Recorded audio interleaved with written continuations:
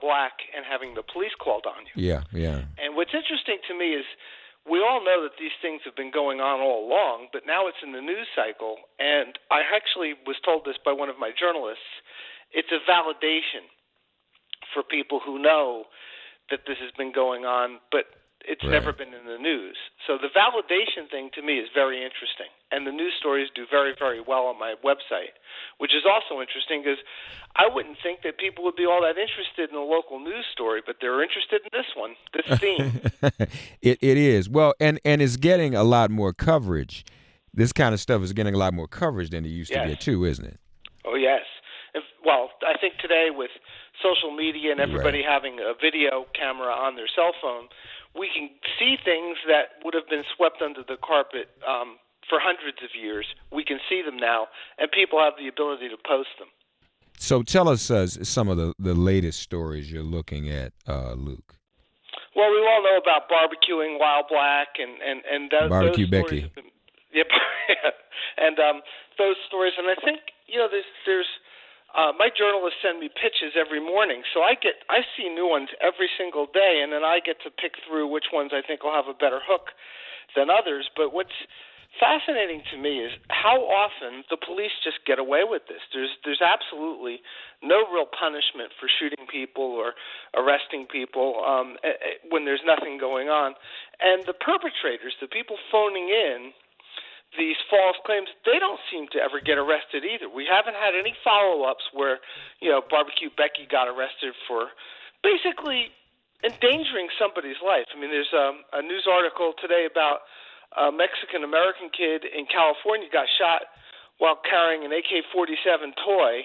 He's 13 years old, 5'3", got shot by a police officer, kind of echoing Tamir Rice, where he wasn't threatening anybody. He wasn't acting in any way threatening, but somebody called the police, and the police came, and an Iraq war veteran drew down and shot and killed him.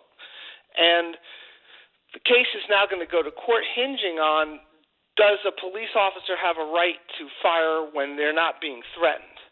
And that's where the case is going to hinge. But it's amazing to me that the people that call in these things, that cause people harm, even if the harm is to be arrested and then released. And we all saw the vicious beatdown of the young man on the cell phone. I'm sure you all saw that video last week.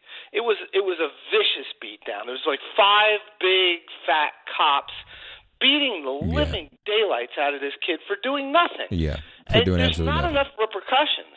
It's really just, and I think we also ran an article last week that's related to this, how the Washington Post came out with an amazing research piece that showed that if you're black or Latino and living in a black or Latino neighborhood, if you're killed, the likelihood of the police finding the murderer are very low, unlike white neighborhoods. Mm-hmm. So in other words, these all-white police departments send out their all-white detectives who behave in ways where people don't trust them, and then the black community is smeared for not cooperating with the police when it's really just bad police work. But there's no repercussions. Nobody gets fired. Nobody loses their job.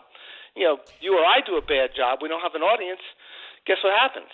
You don't have a radio show anymore. My publication goes out of business. So I just don't like the no repercussions. Quarter-past hour, Luke Visconti with us of DiversityInc.com. But you know what, though, Luke? I know that there are more recorded incidences because of social media. Mm-hmm. But I also can't help but think that there's also a spike in white folks calling the police on us for random reasons. It's almost like a secret memo has gone out, and that is call the police on black people just for anything, every chance you get. Now, just to do a couple things here, and you all see the headline on social media. We're on Facebook, Twitter, and YouTube, by the way, make it plain. Murders in black and Latino neighborhoods go unsolved. Law enforcement completely ineffective. As Public Enemy used to say, 911 is a joke. And see, this is what's interesting, folks. This is why we talk about Black Lives Matter and all of that. That's right. If your life is not worth the police solving the crime in the black community. So many murders in the Black and Latino community go completely unsolved, right? No effort. That's right. But there are all these police encounters with innocent black folk. So we're going to run up in Starbucks, but we're not going to run up in this drug corridor where we know somebody killed another person in a drug-related crime. You know, I mean, when was the last time you saw a shootout between the police and a bunch of gangbangers, Luke? When does that happen? There's almost no engagement. It's a lot safer to come for me or you or other people. But we're not gonna risk our lives going to get gangbangers though. Oh no. We're not even gonna try to do that.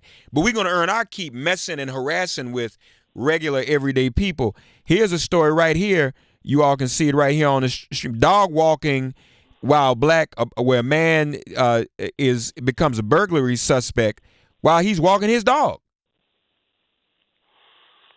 I thought the video of the guy trying to get into the house that he purchased to renovate and then resell was pretty striking, where he actually stood his ground when the police came and against this woman. And then eventually the police did the right thing and told the woman, hey, you leave him alone. He's doing what he's here to lawfully do, and he could take as long as he wants.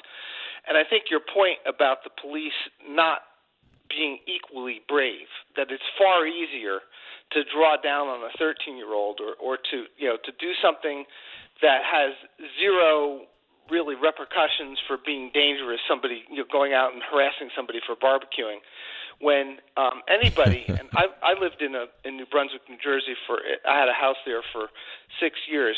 I knew exactly who the drug dealers were. I knew exactly where the houses were where they were distributing drugs. When we had our office in Newark, New Jersey, I knew who the street level drug dealers were. I knew who the hookers were. I knew who everybody. It was just plain as day. Look, you knew a whole lot, man. You knew everything. The Medicaid card guy. You'd walk down the sidewalk. They'd all be there, and I said, the police nowhere to be found. In fact, Newark was so ridiculous. You never saw police. One day I saw a cop actually on the sidewalk, and I asked him if he was lost. And I asked him nicely. He knew exactly what I was doing, but I said, "Officer, are you lost? You look lost. Can I help you get to where you're going?" Because seeing a cop on the street in Newark was an unbelievable sight. It was like seeing a unicorn. Yeah. So now you're right. I think the police have had quite a comfortable existence, not being accountable where the crimes are being committed, which permits criminals to come into the area to perpetrate their crimes. Yeah. In New Brunswick, I knew on Friday you stopped waiting at red lights because it was dangerous, and there were not going to be any police there to give you a ticket anyway, because they all cleared out. And on Monday, they were back at work. There was nobody around on the weekend. So criminals would flood in from everywhere and do their business in New Brunswick, and that's just the way it was. Yeah. I think really we know the real meaning of the term cop-out. Because they're not going to enforce that, one. And two, see, here's the other excuse they use. Well, black people won't inform. Like you said, everybody you know. But we won't inform to the cops, where these people are. And that's really not our job. You can't profile us every day and then expect us to do your job for you. That's just not going to happen. There was, I want to pull this up. There was some type of test, a story. You all linked to this. A test used to prove that black and brown children are less intelligent. The marshmallow test is just one of many scientific unquote tests used to prove that black and brown children are less intelligent. So the marshmallow test was one of how long can a child wait to delay gratification. So you offer the child one marshmallow that they could eat now, or if they don't eat it now, they get more marshmallows. Well, as you might imagine, wealthier kids could wait. Poor kids could not. Had nothing to do with black or brown. Mm-hmm. But if you have nothing and you're offered something, it's awfully tempting to take it now and not wait for the chance of having something more later. Now, if you're already stuffed full of marshmallows from the night before and somebody offers you a marshmallow, or you could wait, and you're wealthy, you wait because you know that you've been shown by experience that there's going to be more later, and it's okay.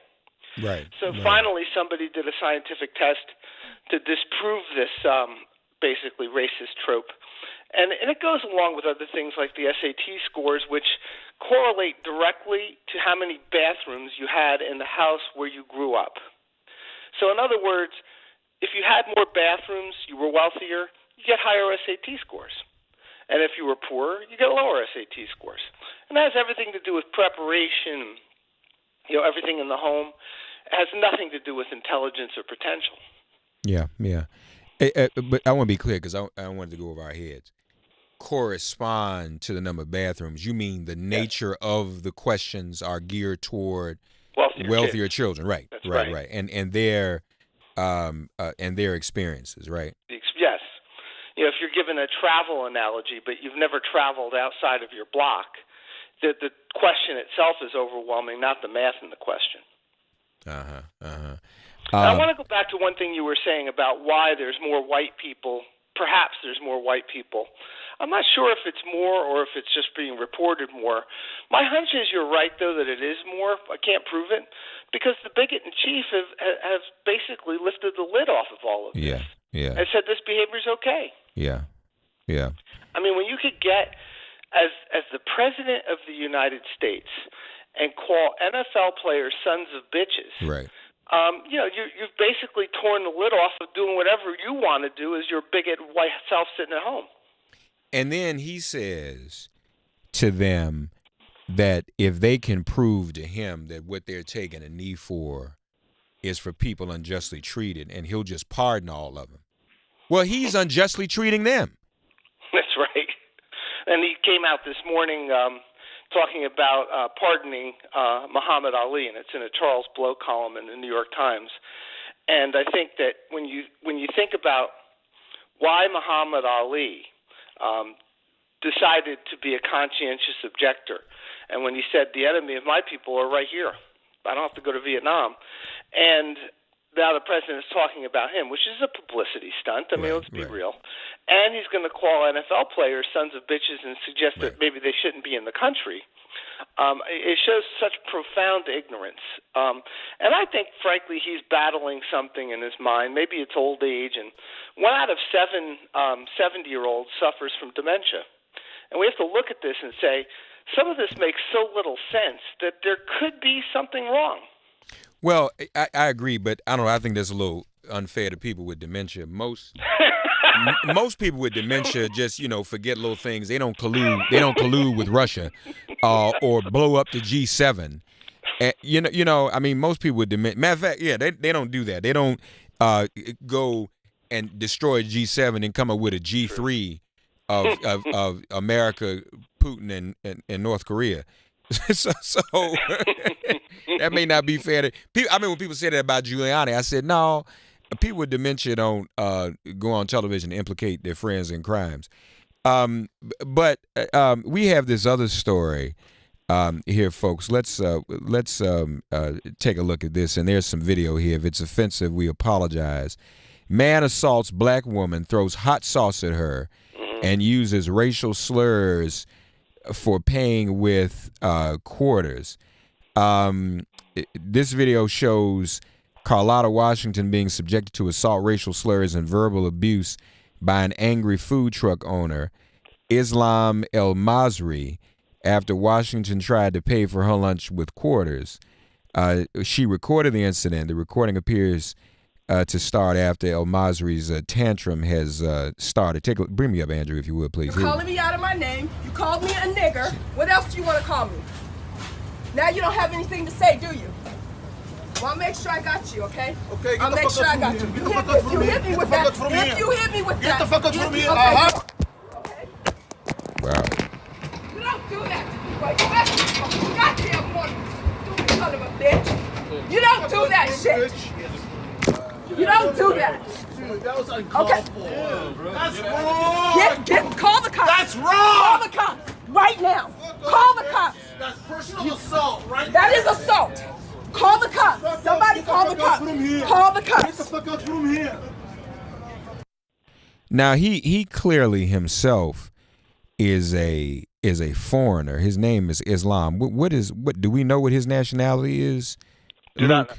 know. No, I don't know. But that's problematic because what that also reveals, a lot of times people come to this country and they have to learn it from someplace. Yeah, and they assimilate into, examples of white supremacy. And they carry it out themselves, quite frankly. They've got to learn it someplace. They didn't come here knowing African Americans because they weren't in America, so they had to learn all of this from someplace. Yeah. Learn it pretty quick. 866-99 Sirius.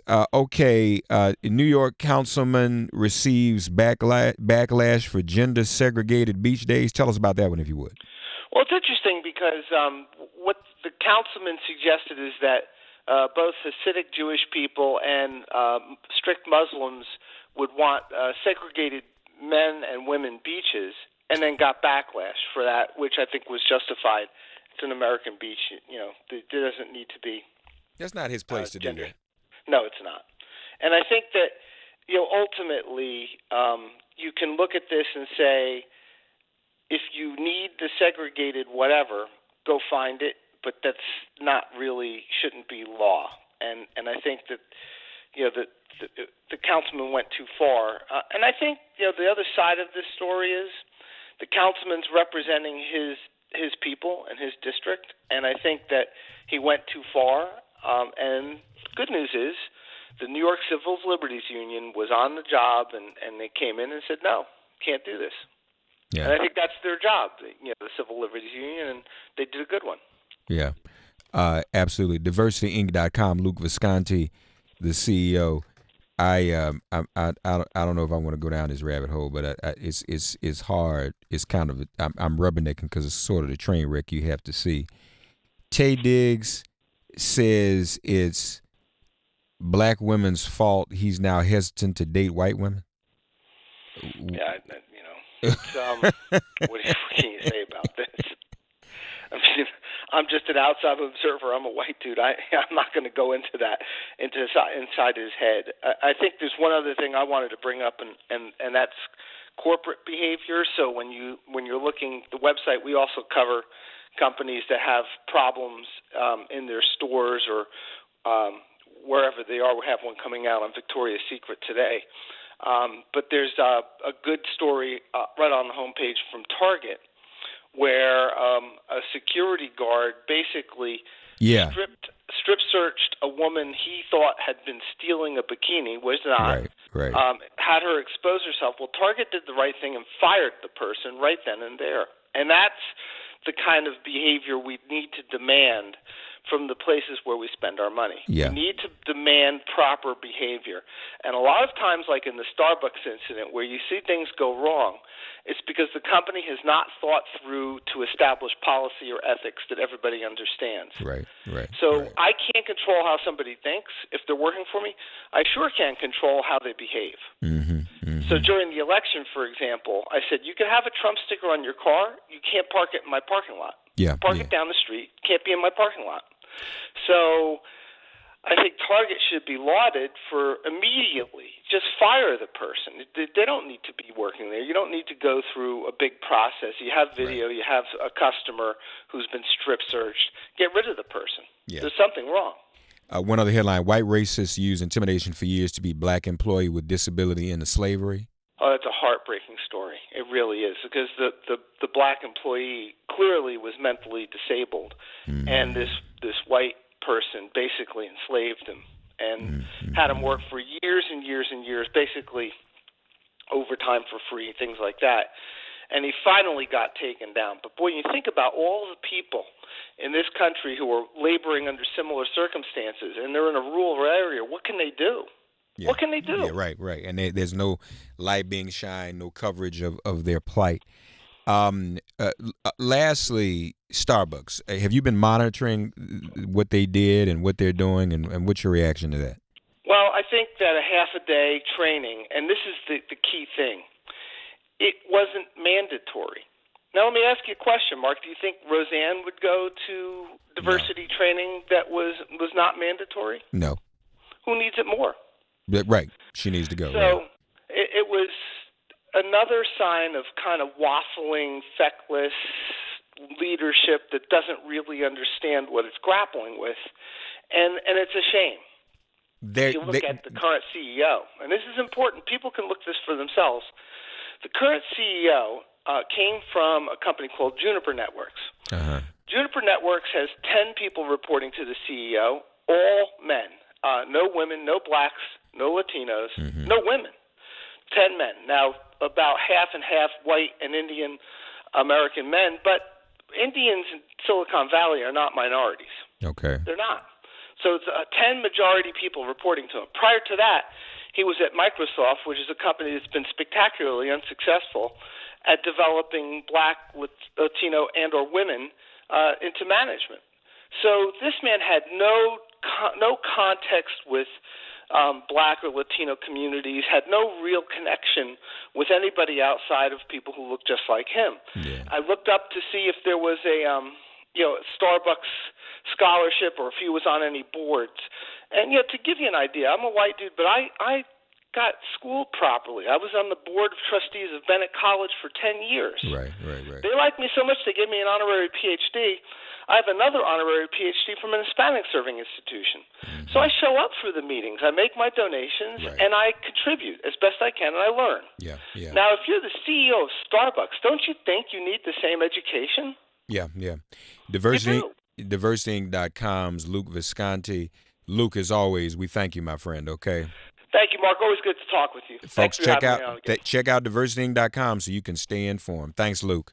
Thanks. All right, folks. Bye-bye. Folks, we've got to take a break. We'll be right back. Sirius XM Progress 127 Resistance Radio. Get woke, get ready for impeachment. This is MIP.